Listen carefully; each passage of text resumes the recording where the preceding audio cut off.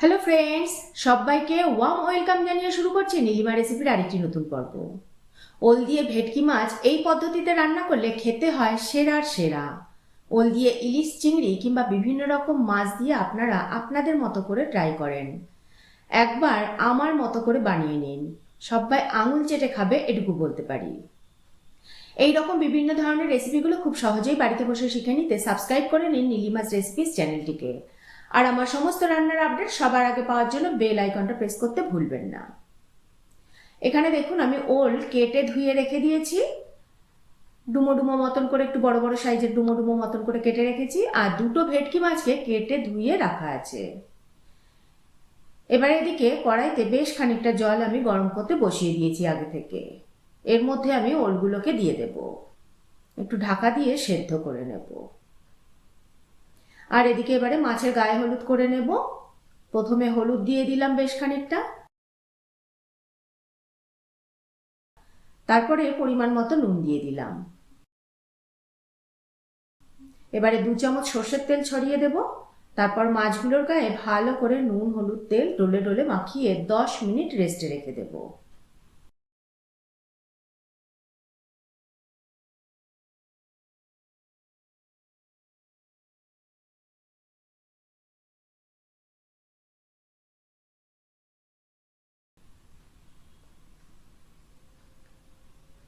এদিকে প্যানে 2 চামচ সর্ষের তেল আমি দিয়ে দিয়েছি।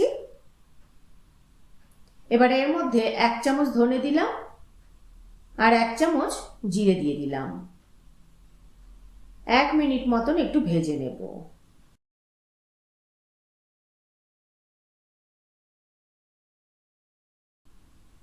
জিরে ধনে ভাজা হয়ে গেলে সবশেষে কয়েকটা গোটা গোলমরিচ দিয়ে দিলাম।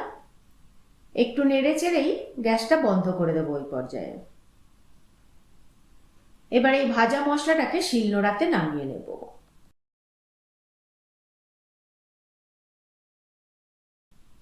এবারে এর মধ্যে 5 থেকে 6টা শুকনো লঙ্কা দিয়ে ভালো করে মিহি করে বেটে নেব জল দিয়ে। দেখুন মশলা আমাদের বাটা হয়ে গেছে। এবার এদিকে প্যানে বেশ খানিকটা সর্ষের তেল আমি দিয়ে দিলাম। মাছ ভাজার জন্য যতটুকু তেল প্রয়োজন সেই আন্দাজ অনুযায়ী তেল দেবেন আপনারা, কারণ আর মাছের পরিমাণ তো সবার বাড়িতে সমান হবে না। এবার তেল গরম হলে মাছগুলোকে অর্ধেকটা দেব, ভালো করে 2 পিঠ ভেজে নেব।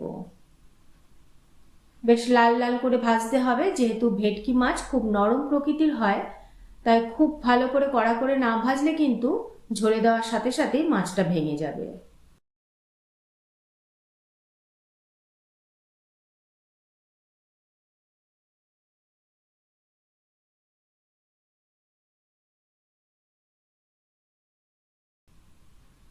এইভাবে আমরা 2 ব্যাচে সমস্ত মাছগুলোকে ভেজে নিয়েছি দেখুন। এবার মাছ ভাজার তেলের মধ্যে আমি 1 চামচ রসুন বাটা দেব আর 1 চামচ আদা বাটা দিয়ে দেব। তেলটা খুব চিটকাচ্ছে, তাই সামান্য একটু হলুদ ও নুন দিয়ে দিলাম, তাহলে তেলটা একটু কম ছিটকাবে।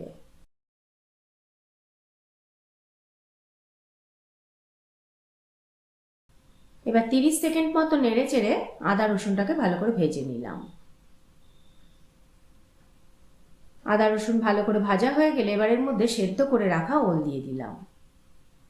ভালো করে আদা রসুনের সাথে 2 থেকে 3 মিনিট মতন একটু ভেজে নেব।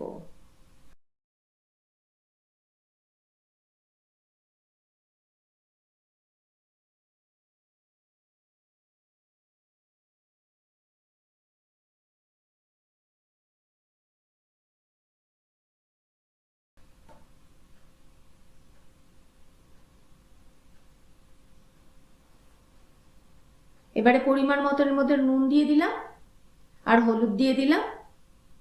ভালো করে ভেজে নেব আরো 2 মিনিট নেড়ে চেড়ে।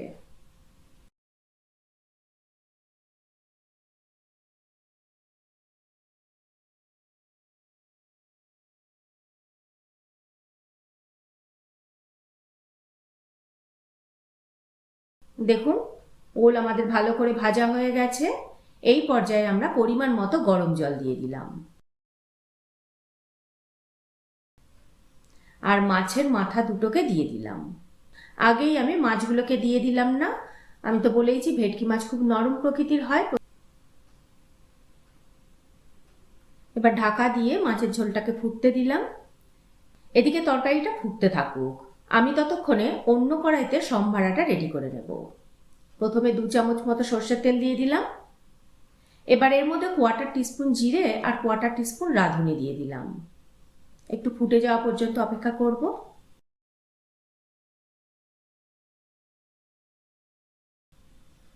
দেখুন ফোড়নটা আমাদের ফুটে গেছে। এরপরে নামিয়ে হালকা করে একটু ঠান্ডা করে নেব। ফোড়নটা নামিয়ে একটু ঠান্ডা করে তারপরে ঝোলের মধ্যে মিশিয়ে দিলে তেলটা উড়ে যায় না আর গায়েও ছিটিয়ে আসার সম্ভাবনা কম থাকে।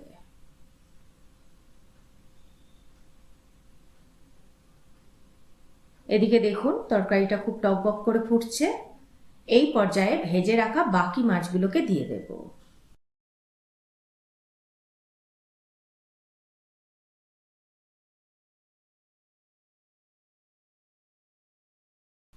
এবার মাছগুলোকে নেড়ে চেড়ে ঝোলের মধ্যে ডুবিয়ে দিলাম ভালো করে।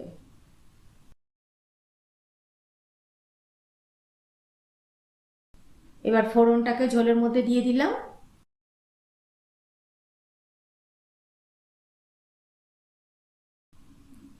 আর এই পর্যায়ে আমি বেটে রাখা মশলাটা 2 চামচ গরম জলে গুলে ঝোলের মধ্যে দিয়ে দিলাম।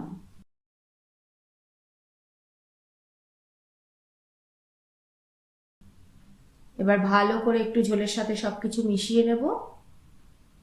তারপরে 5 থেকে 7 মিনিট আবারও ফুটিয়ে নেব ঢাকা দিয়ে।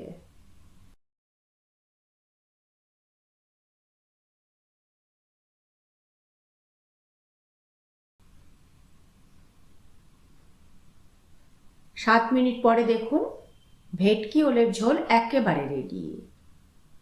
এই পর্যায়ে আমরা কিন্তু নামিয়ে নেব। ঝোলটা একটু বেশি থাকতে থাকতেই নামিয়ে নিলাম, কারণ ঠান্ডা হতে হতে ঝোল কিন্তু বসে যাবে, কারণ ওলে কিন্তু অনেকটা ঝোল টেনে নেয়।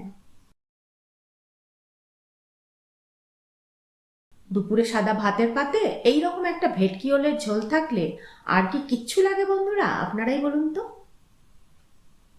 তাহলে আপনাদের কেমন লাগলো আমার আজকের এই রেসিপিটি কমেন্ট করে জানাবেন। ভালো লাগলে একটা লাইক করে দেবেন। আপনাদের একটা লাইক আর কমেন্টই আমাকে উৎসাহিত করবে পরবর্তী ভিডিও বানাতে। আজ তাহলে এই পর্যন্তই। আবারও হাজির হয়ে যাব নতুন কোনো রেসিপি নিয়ে নতুন কোনো পর্বে। ভালো থাকবেন, সুস্থ থাকবেন সবাই। নমস্কার।